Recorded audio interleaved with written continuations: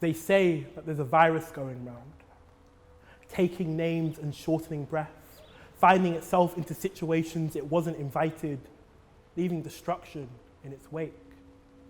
They say there's a plague on the horizon, that some people caught it despite following all the rules, that some people caught it even though they've been distancing, and others played with fire and got burnt.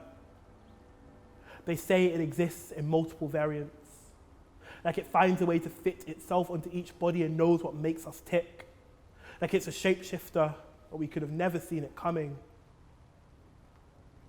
And they don't know whether it's deadly, but they know it's destructive. They call it the love bug. The first time the love bug hit me, I was fresh-eyed, skin glowing with healthy anticipation. My mouth smiled because I'd been chosen. My mind opened up to all the possibilities. I learned to live with a quicker pulse. The first time the love bug hit me, I mistook it for something else.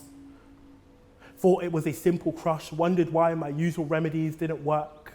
If you've ever been taken by it, then I'm sure you know its symptoms. The way it spreads through your whole body, weakens your defenses, and takes you whole. When the love bug hits, it doesn't last forever. It will leave you feeling like something inside has changed, that the pieces don't quite fit, but it's different now.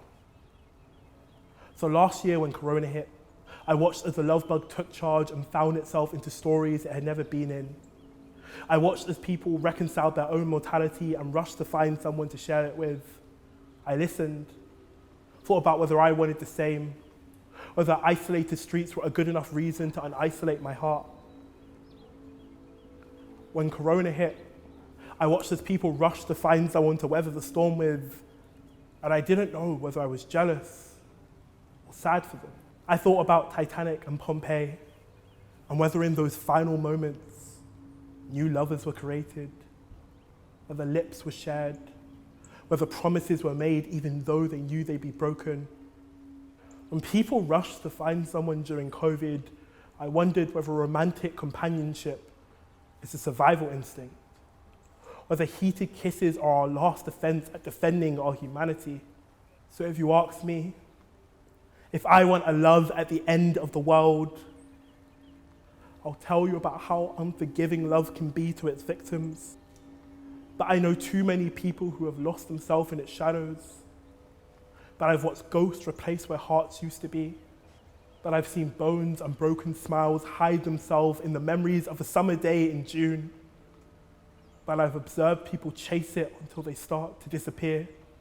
But if you ask me what scares me about love, it's not these stories. It's the fact it can be both a tsunami and a warm droplet of water on a spring day. That it can be both an avalanche and the first snowflake in winter. That love can be both the forest fire that destroys everything and the candlelight which warms my body and fills the room. So when I say I'm scared of love, I'm more scared about wanting and needing it than I am about it breaking my heart. I'm scared of both its power and its beauty, how it heals and destroys. So if you ask me what scares me about love, I'll tell you it's because my heart can't be tested and traced. But despite how much protection I use, love makes me vulnerable. When I say I'm scared of love, I mean I don't know if my heart can survive another virus. There's already been too many casualties. I've already said too many goodbyes. But the end of the world shows us how much we crave love, even if we act like we don't. Because at the end of it all, when the world goes up in flames, I want someone to dance with me in the firelight. I want someone to sing with me in the sorrow. I want a teammate in the apocalypse. Because try as I might run from it, I know that love is both the virus and the vaccine. And I can feel it flickering within me, ready to be released to the world.